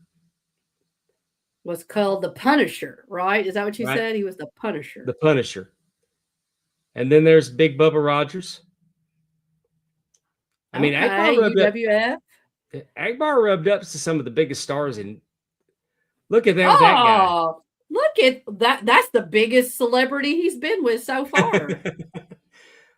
I got to work with him. I got to work with him twice. I worked for him once, and I worked with him once. And the first time I ever worked with him, he's the only person that got paid. The promoter ran out with the cash box. But Ack got paid up front. The guy's name was Mark, and Ack called him Mark the Mark. Oh, man. But I'll never forget that Ack came back he cuts a promo to open the show, and he comes back into the locker room, and they go, "How's the crowd?" He goes, "Well, if the heat gets out of control, boys, I think we can take them." And then he sat there and he told stories all night long. So the fact that I got stiffed out of my money for that night, it really didn't matter, because just sitting there in the locker room, just listening, because that's if your ears open, mouth shut, and he told stories all night long. I bet. And I'll never forget it. What was your favorite story you told that you can tell? He talked about Mike. He talked about Mike. Mm-hmm. He really was fond of Mike. Okay. That's why he was Mike's first match. Mike wanted to be a musician. Right. And he liked Mike, and he wanted to be Mike's first match. Now, is Mike, he's the one that had Toxic Shock, right? Yes. Okay. I never heard Ack speak about Kerry and Kevin. Mm-hmm. I don't know if that means anything. I mean, I'm not making a big deal about it. I'm just saying he never talked about Kerry and Kevin. Mm-hmm. He did talk about David. He truly believed that if David wouldn't have died, they'd all still been working in Dallas. Mm. So I'm just saying that I had a good time, and I got to work. This was the night I got to work. Dr. Phil D. Payne. He gave me a compliment. So awesome. And it was the Medics versus Genesis that night, and we had Sarah, my daughter, ringside as our nurse. Oh, feel your pain. I love it. That was the night. That's the night that she tried to slap Kerry and Arcane and didn't do it right, and so I slapped the piss out of him. Oh, and this is Mike Page, right? He was one of the medics. Yeah, Page was one of the medics. And who was the other medic? Joey Corman. Joey Corman. Okay. Anyway, but Ack managed Cactus Jack, Kamala, King Kong Bundy, the Missing Link, Iceman King Parsons, the Super Black Ninja. That's the Great Muda, Amy. I'm sure. I'm positive. I'm positive the Super Black Ninja was Muda. Are you sure? Kendo Nagasaki. I'm so sure, Amy, that if the Super Black Ninja was not the Great Muda, I'll kiss your ass in the middle of the street and give you an hour to draw a crowd. Well, you know you can pucker up. Yeah. Pucker up assholes, a shirt that's available at jumpinthepond.com, 10% off. Sure, biggest seller we got. It is. Number one selling shirt. He managed Killer Tim Brooks, Kendo Nagasaki, Gorgeous Gary Young, Sheik Braddock, the Botswana Beast, P.Y. Chuhai. Do you know who P.Y. Chuhai was? No. Phil Hickerson. I still don't. Who's Phil Hickerson? He wrestled in Memphis. As Phil Hickerson? Yeah. And what was the name? What was the name he did in P.Y. Chuhai. He was with Tojo Yamamoto. I remember Tojo. He was doing a Japanese gimmick, and he's not even close to being Japanese. I was just saying, okay. But he was P.Y. Chuhai, and he was managed by Tojo Yamamoto. But he was also managed by Akbar. Okay. Brickhouse Brown, Killer Khan. He stole Killer Khan from the Freebirds, and that's why Gordy and Khan were into it so bad. Oh, really? Taurus Bulba. He managed Taurus Bulba. Taurus Bulba quit the business, but they had put a rocket. They had strapped a rocket to him. He actually beat Kerry Von Erich with the claw in the middle of the ring. Really? In the middle of the ring. What a name! What a name! Then of course the Punisher, Big Bubba Rogers. Ack had it. Ack works behind the scenes. He's trained. He's trained people. Ack had a hand in training Athena. Really? He started Athena out. Before I love it. Before she made it to Booker. Ack has trained so many, and he'd done so much for the business. He was and I mean, he's genuinely a nice man. Now, I'm assuming he passed away. Yes. He passed? Yeah, he's gone. And Gary Hart has passed away too, right? Yes. Okay. Yeah, all mine are gone. All yours are gone. Oh, that's kind of sad. Yeah. 2 of mine are gone. Yeah. Young. Your 2 are sadder than mine. That's 100%. Mine all had good long lives. Yes, I agree. Mine are definitely sadder. Anyway, so those are our just 3 of each. I mean, we could go on and on. This probably not be the last time we do this topic. That's right. Because I mean that, like you said, there were some names in the chat that definitely, it kind of should be looked at a little bit more. Even some of the names that came up on the tournament that we were part of that didn't quite make it through. I think there might be some more arguments for them. It blows my mind. And I just thought that when I was taking the picture down. If you'd have told me when I was going to the wrestling matches in the 80s, that one of these days, not only would I be a referee, but some of the people that I have gotten to work with, it blows my mind that, I used to say some heinous shit to Akbar at the Sportatorium and got to work with him. He's probably happy. That means that he was doing his job, right? You know how that usually works? Yeah. He was doing his job. Oh, yeah. He was great at his job. Definitely. He used to drive home. He lived in Garland, and Garland's a suburb of Dallas, probably 30 minutes from downtown Dallas. But Akbar used to have to make sure that he used to drive around to make sure he wasn't being followed. I mean, I do like the realistic, like I do like the fact that we did have kayfabe, and we didn't realize any of this was a work, but some of it's a little dangerous. And I have a nice little fun fact with my trivia. It's not a question, but it is something. Let me tell you something. Speaking about that, Akbar didn't never have to stick a syringe through somebody's cheek to get heat. I wish they'd stop doing that. I do not like that at all. Hey, it tells you how bad that shit was that even Brian Alvarez didn't like it. I just don't like the syringe. Glass, light tubes, but I'd rather have but those than a syringe. the syringe through the cheek.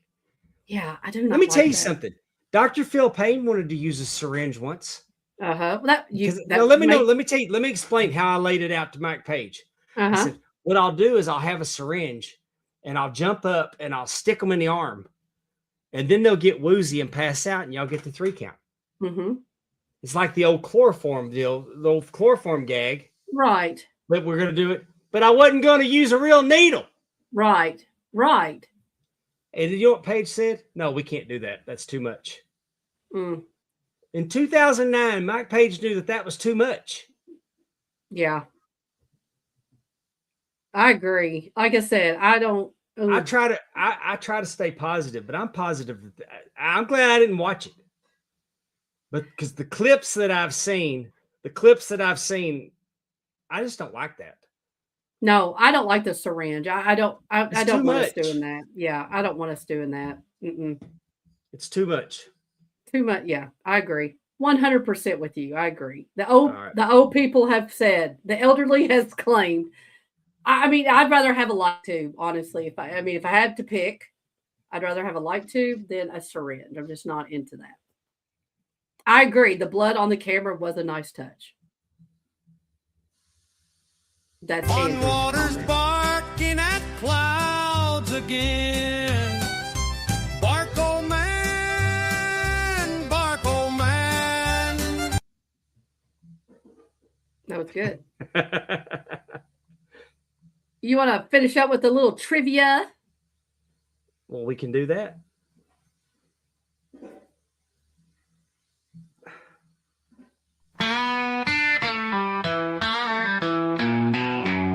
It's time for Amy's trivia. Can you hang? How big's your brain? It's time to play. I like that wrestler. So again, talk about some underrated managers. You've been awful thirsty lately. That's why I did that one for you. Ooh, I know. Well, anytime we bring up Cash Wheeler, it's very hard not to. And Alex Arsenal. I'm just saying. You look at them together like, okay, she has a type. And Brody King. Yeah. But anyway. Yeah, she does. Anyway, yeah, I have a type. So I thought we'd do a little trivia on the classy Freddie Blassie this week. So, classy Freddie Blassie was born Frederick Kenneth Blassie in St. Louis, Missouri, in what year? 1917, 1918, 1919, or 1920? What year was he born? Man, I just saw the graphic. Of his born. Rest in peace. Yummy.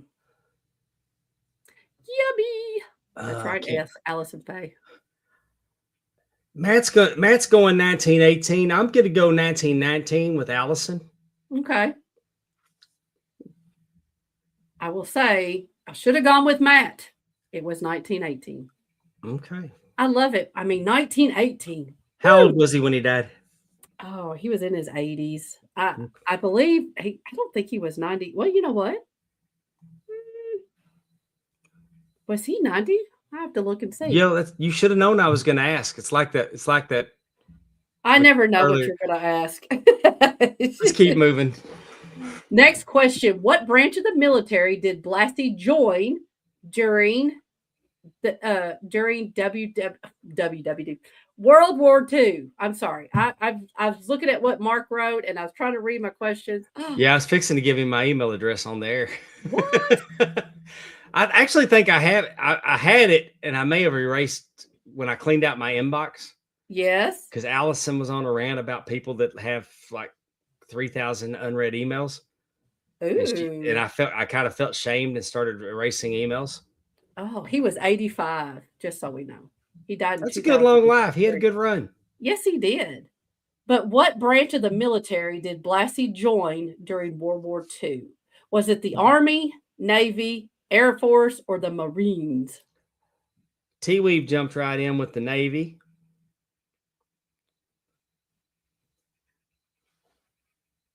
Willie said the Air Force. Matthew Elvis Presley said B, the Navy.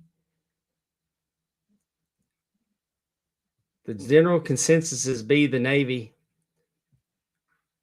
What are you going with? Seems like a Navy guy. I know the answer to it. I accidentally saw it when I accidentally saw it because Tep thought she had a problem with the PDF. And it's like the one word it's like the one word that stuck out to me on the whole thing. I got you. He was in the Navy. Da, da, da, da, da, da. In the Navy. Want you. We want you. We want you as a new recruit. Actually, he tried to do a sailor gimmick after he got back and when he got into wrestling. Did not go so well. Yeah, I think class is pretty black. I think the Hollywood fashion plate worked better for him. 100%. But yes, it was the Navy. In what territory did Blassie drop his babyface gimmick and became a full-fledged heel, never to be a babyface again? Was it the WWF? Was it the NWA Los Angeles? Was it Georgia? Or was it All Japan? This territory, he completely dropped his babyface gimmick and never went back to it. He was a heel from that day on. What territory did he do this in? WWF? Oh. My. No, but I can see I can see it has at least 3 digits. 300. I'm currently sitting at 341. Woo! Which isn't bad because I got like 7 inboxes. That's 7 inboxes. Oh my goodness. Stephanie said you don't want to see hers. Oh, yeah. I'm going to say this was in NWA Los Angeles. All right. Matthew says Georgia. Allison is dying over all of your inboxes. Georgia. I will say it was Georgia. Was it Georgia? Really? Really was. That he got his biggest, the heights of his career was in California. Definitely. But yes, he did a stint in Georgia. And like I said, he tried to be a sailor, when he got out of the army and stuff like that. And he just kind of floundered.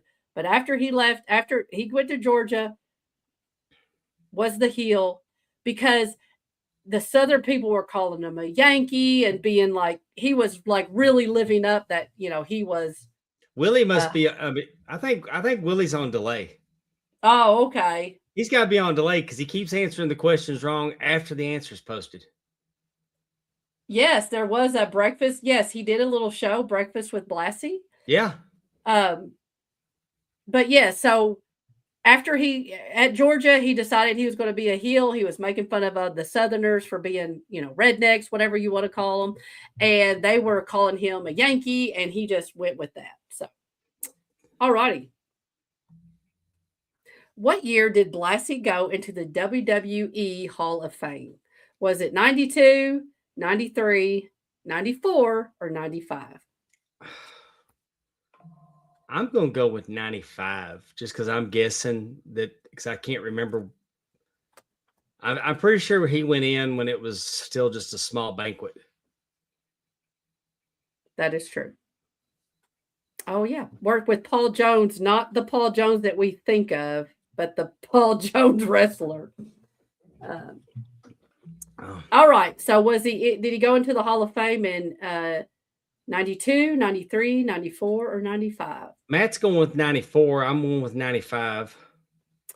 I think Matt got a copy of my answers because it is 94. Matt's on top of this. I know. You got to remember, though, they had a weird time. I don't think they even had one in 92 and 93. They kind of went like this weird, like they went several years without it, and then they started it back up. Good job. Matt's doing great tonight. He is. Now, these are probably, since he's got a title belt now, we're probably going to call him the winner, and the ghost of Dusty Rhodes is going to show up later to challenge him for it. He would love that, I bet. So these are fill in the blank, okay? Blassie retired from active wrestling in 1974. due to his knees being in terrible condition, and what other reason? There's another reason why he retired from active wrestling in 1974. Because he had Besides his knees. too many baby mamas in California looking for him. That's why his knees are messed up. No. Close. But no. Anybody want to take a stab at it? I love this answer. I just thought it was great. It's because go ahead. Because he was a television personality? No. It's because there's a California law that prohibits anyone over 55 from getting a wrestling license. So that is the reason. So not only were his knees bad, but there was a law in California that would not allow him to even get a wrestling license over the age of 55. Isn't that wild? Are you frozen? Am I No, frozen? I'm trying to decide if I want to shit on the state of California for that. I don't know if it's still a law, but it was in 1974. Yeah, I'm not trying to work in California. Me neither. I just thought that was interesting. I was like, that's kind of crazy. That's crazy. I know. Oh yeah, that's not a law anymore. No, well, no, I can't imagine. Because I don't know. Has any WWF wrestlers over the age of 55 worked in California?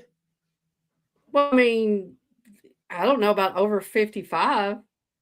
I'm just sitting there thinking about Edge and Christian. I'm not sure. When's the last time Sting wrestled there? AEW have Sting on the card. Interesting.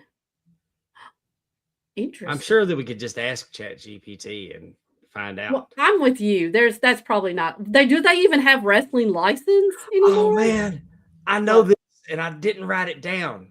Shit. Oh. I saw it, and I started to write it down and mention it with Captain Lou, and I just didn't feel like writing all that shit down. Freddie Blassie, Captain Albano, and somebody else were named the 3 wise men of the East as the top 3 heel managers. I know the name. I know the answer to this. So, who was the third person in the 3 wise men of the East as the top 3 heel managers in the company? I'm going to give them 10 seconds to answer in the chat, and then I'll give you the answer. Okay. That will work. I'm going to count from 1 up like I would if you were out of the ring. 1. Andrew Hermes got it right out of the gate. That's right. The Grand Wizard. It is the Grand Wizard. I didn't see who the 3 were that formed it. But yes, the 3 wise men of the East. And you think about it, yeah, they really were the top 3 heel managers of WWF. I don't think that, and I don't know as much about the Grand Wizard as that might be another good one. I mean, because I guess I caught him on the back end when we got cable. Mm-hmm. Yes, he's definitely right at the end of his run, and I mean, I think it's be interesting because the Grand Wizard probably means something different in the South than it does in the North. Yeah, so I always thought that was a wild one. But yeah, that's an interesting that's an interesting person, I'm sure. Yeah, we'll have to talk about the Grand Wizard one day. Now this next question I looked up because I know you always say the I Love Lucy show, but that is not the answer. Okay. Okay. But we'll figure out what. Okay. Blassie appeared in an episode of what popular American sitcom that featured a new dance craze called the Twizzle? He was on there on a popular American sitcom dancing the Twizzle. I want to say the Brady Bunch. That's too early. Allison's saying Happy Days. Too late, I guess is what I should say. Allison's saying Happy Days, and that might be right, but I don't remember. Well, he wouldn't have stood out to me. He would not have stood out to me. Those are too late. Happy Days and Brady Bunch were too late. This was a much earlier sitcom.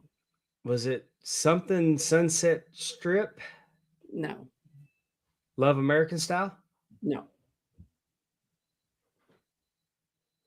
Partridge Family? No. That's still too late. Dick Van Dyke? It was Dick Van Dyke Show. Dick Van Dyke Show. It's like I forgot, season 5, episode 13 or something like that. Because I looked it up. And yes, he is on there and doing a dance called the Twizzle. I thought that was interesting. So, but it was definitely, he was a lot younger. That's why I said Dick Van Dyke. Like, he was a younger man at that point, in a sense, versus Happy Days, which would have been in the 70s. You watched Dick Van Dyke Show when you was a kid? No. After you? It was after me. Yes, I watched Hee Haw with my grandparents. I feel lucky that I got to watch Hazel, My Three Sons, Father Knows Best. Yeah. Now, I had seen those on Nick at Night, but they were not Mayberry on. RFD, Petticoat Junction. Yeah. My mom and dad watched those. I can remember them talking about that. But no, I did not. I really probably like 80, because I was born in 76. So like 80 on, I could probably, like, I remember watching The Incredible Hulk. Well, it was on the UHF channels. I didn't catch them first run. Well, okay. Like I said, I did see stuff in Nick at Night. They had a lot of those kind of shows on. But I used to watch Dick Van Dyke, Mary Tyler Moore, The Honeymooners, all those old shows. They're so good. Beaver, I like Dick Van Dyke though, when him and Mary Tyler Moore would do dance numbers, singing and dancing. Yep.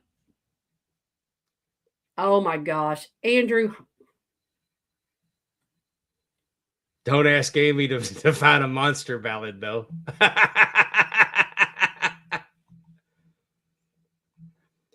Can you believe Rock of Ages was number like 38 or 28 on the list? Hey, two of my all-time favorite musicals were not even on the top 10. I voted number 1 for Rock of Ages. So imagine. No one else did, I guess, for it to get number 28. I could not believe that. Hey, I'm going to tell you. That's a great musical. Let's talk about what's going on Mark. Yes. Where youtube.com, markoutmoments.net brings you to our YouTube channel. We got a lot of good things going on our channel. Drunken Pop. If you like pop culture, they take a month and a year and they drill down on it. And so fun. And they're pretty entertaining. Sometimes those guys have a little something. It is. It's a good little walking down memory lane. It really is. It's a fun listen. Definitely. I mean, sometimes Timmy C's hard to look at, but we love him anyway. Then the best show on this channel. 100%. Best show on this channel. I was in the car coming back from New Orleans, and I had it on in the back seat, and Tempe made me use her iPod, her earbuds, because there's other people in the car. Oh. But I mean, this is must see for me. Andrew, Terry, and Allison, the TNA Top 10, they do such a good job on this show. They talk about the baseball. They'll talk about the football and football season. They were talking about the wrestling the other night. Yep. And they did the top 10 musicals. And my all-time favorite musical is Singing in the Rain. I love Singing in the Rain. And maybe it's because I've seen the movies. But Singing in the Rain, Best Little Whorehouse in Texas are two of my favorite all-time musicals. Neither one of them were even a choice for me to pick. And Terry explained why. Is it because they weren't Broadway musicals? They weren't on that long. Oh, okay. They had to be on for a year or something. Yeah. I don't remember who was in Singing in the Rain when I saw the musical, and because I used to have season tickets to the Dallas Summer Musicals. We used to go pretty regular, and then I saw the Best Little Whorehouse in Texas, and Anne Margaret played Miss Mona, and the The guy that played Andy Travis on WKRP played Ed Earl. Gary. What was his Gary. name? Anyway, that's who I Gary. saw. But I knew Phantom of the Opera was what I picked number one. Love Phantom of the Opera. That is a good one. The first time I went and saw it, listening to Music of the Night, Mhm. I mean, that could possibly be the first musical that I heard a song that made me tear up with, because it was just so beautiful. Really? Yes. Aw. I love that. I've seen it several times. It is a great musical. I mean, it really, really is. And then true.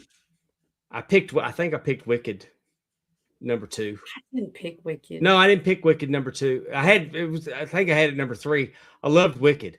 Mm-hmm. Because I remember I went and saw it in Dallas, and because it's like, oh, that's why that's that way.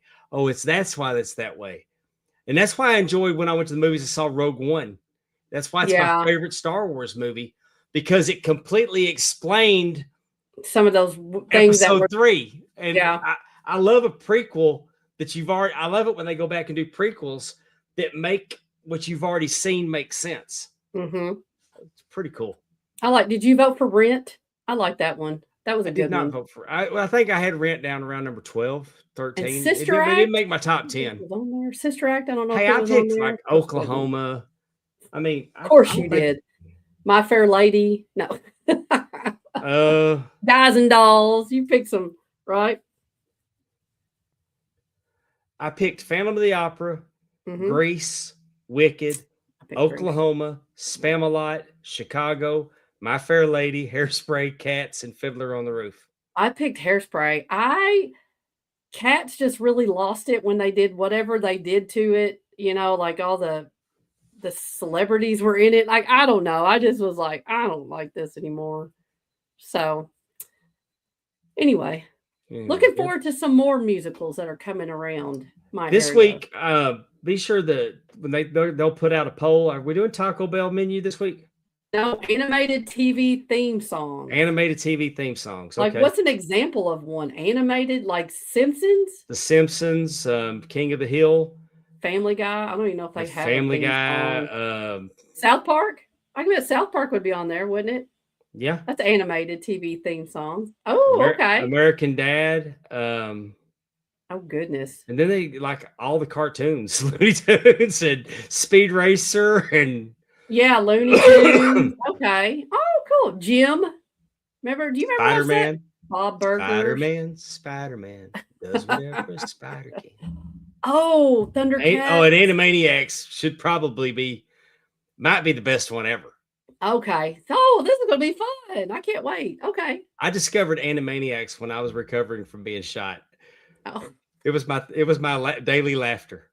I bet. You needed something, bless. Flintstones, Teenage Mutant Ninja Turtles. Oh, there could be a lot of good choices on there. Okay. Yeah, okay. This is going to be a tremendous episode. Definitely. Make sure you get out there and vote when it comes posted. TJ Stevens is playing video games on Bash on the Buttons. That's a really popular show, too. I mean, I know that's really popular, just playing wrestling video games. I mean, I wish we would hurry up and get in there. I want to play. I told him we need to create our own wrestlers, and we all play 2K. Yeah. To, wrestle each other. And then, of course, we're going to be playing some golf on EA Golf, playing the Masters. That boy was busy. I do that occasionally. They're normally under 10 minutes. Oh. Arn Anderson had a hell of an April 85.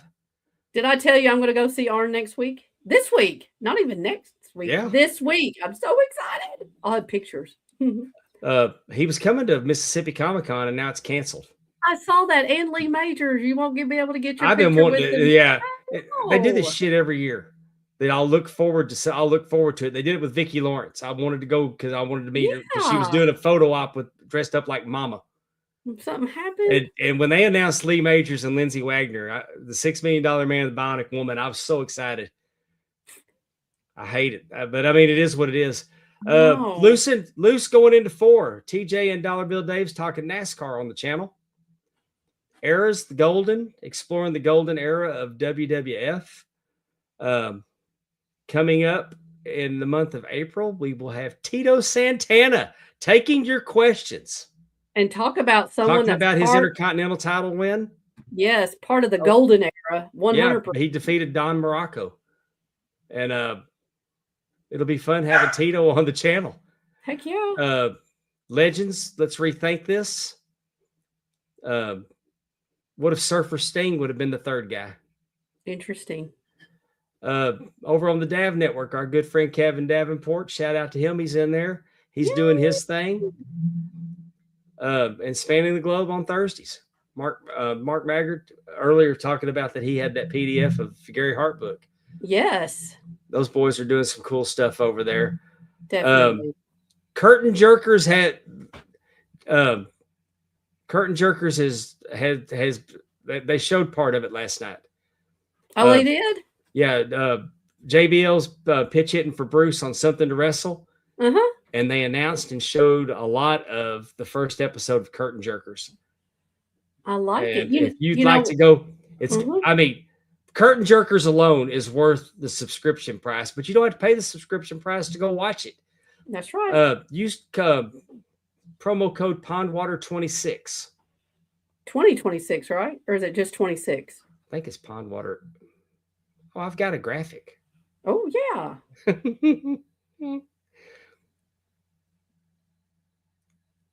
Pondwater 2026.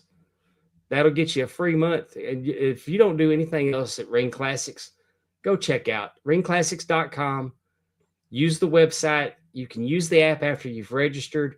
But if you sign up and you decide you're going to keep it and you do it on the app, Apple adds on, then that $13.99 becomes $18.99. That's right. Because I really like JBL's show. Have more money now. And they're having oh, let me tell you. Oh, tell me. They're having Tony I don't know if I can pronounce his last name right. Okay. Tony what's Tony do? He works for Heritage Auctions. He was already on there. Yeah, he's been on there twice. He came on talking about Yeah, he came on last week talking about the Hogan $1 million boots. Yes. And now he's on again. He came on talking about Stone Cold. Oh, and Austin's knee braces earlier today were up to knee brace was up to $55,000. That's crazy. But if you like David Von Erich, if you're a fan of David Von Erich and you would like to own a set of ring used David Von Erich trunks, keep your eyes open to Heritage Auction. Because I signed a contract with Heritage Auction today, and those babies are going to Heritage to be auctioned off. Really? The whole get up? Are you going to do the whole thing? The whole presentation? Nope. Taking them out of the frame. Interesting. Look at you. I mean, if they wanted the frame, they could have had it, but right. You know what? I wondered about that whenever so going back to have more money now, they do talk about stocks. Well, I was going to say they do talk about stocks and bonds and different things like that. But the last couple episodes, like Pondwater was saying, they've had a gentleman from Heritage Auction House, and he's very excited about it because, like when I reached out to him last week and he called me, and he called me about him because he was excited to find out that I had. Because there's not a lot of David Von Erich ring use stuff. Sure. And but he called me and like we weren't even talking like 3 or 4 minutes, and he drops that he had been on that show with Conrad and JBL. Oh yeah. And he didn't know that I knew Conrad. Right. So I mean, that's just how excited that being a part of that he is. So I mean, that but was. If you're really going to go to WrestleMania and you're at WrestleCon, stop by the Heritage auction booth and those trunks. He said, what I'm told is they'll be on display at WrestleCon. Interesting. Well, I definitely will do that. I love though they're talking about the wrestling cards and different things like that. So, like again, it is stocks and bonds and different things like that. But they also are talking about other things, collectibles. I thought that was very interesting. I really do. Sometimes you just don't want to talk about wrestling. I mean, But you get JBL breaking it down into language that you can understand on how some of these things work. Right. Or even having somebody else that talks about signatures and things like, like you said, ring worn and different things like that. And it's just really cool. And then you pair him up with Conrad that can tell you how to fix your credit. And, it great mortgage advice. Yes. I mean, Mike Page just bought a house and he saved with Conrad. It is. I did too. I mean, the interest rate wasn't even close to what he was hearing. Mm-hmm. And I've said it before. I'll say it again. He took 15 years off my loan, saved me over $100,000. Mm-hmm. Mm-hmm. So, but go check out everything that's going on Ring Classics. Use Pondwater 2026. Get you a free month and try it out. You get all the podcasts ad free. They're ad free. Plus, there's just so much bonus content that they're constantly posting on there. Neat things. And Justin Barasso's part of the team now, and his content on there. I did listen to him last week. So there you have it. And one last thing we're going to plug before we get out of here is Big Time Belts, Facebook.com. Don't nothing make you feel like more of a badass than throwing a wrestling belt over your shoulder and duty bopping around the house. I bet. Ask Matthew. I bet he's doing it right now. Matthew's got it on. He's sitting there with the belt around his waist, wearing a house coat, guaranteed. Hometown Hardware went to Big Time Belts to get the bass fishing tournament belt that they sponsored. Tim Robbins, AMW, American Made Wrestling, got his heavyweight championship belt. It's red, it's white, it's blue, it's beautiful. Mm-hmm. Look at that craftsmanship. Look at that paint. Look at that I love leather. The blue. Yeah. Ooh, I like Women's Empire Championship, which is really grown on me. I like it. If I ever do a custom belt, I'm going to find some way to get white paint in there. Mm-hmm. And it's like a brown. It's not like it's not black. It's kind of like a brown, kind of a chocolate color. I mean, it looks really good. It's absolutely gorgeous. Big Time Belts, Facebook.com. High quality, low prices. And we want to thank them for sponsoring our show. Yes, we do. Amy, got anything else? Nope. I'm going to go see Arn, so expect lots of pictures. Good deal. Hey, you know what? You know how I can tell this was a good episode? How? We're creeping up on 2 hours and it don't even feel like it. Exactly. We talked a lot about a lot of fun stuff. I've been noticing we've had a lot of people rolling with us tonight. We thank y'all. Yes. As always. Dave, can I get a promo code to buy those trucks cheaper? Nope. Yeah, really. Anyway, thanks for joining us this week. For Amy Vaughn, I'm Pondwater Dave. We will see you next week on Talking Rasslin with Pondwater and Amy. Good night. Talking Rasslin, time to go. Thanks for watching our epic show. See you next week, same time, same place. Mark out moments is your happy place.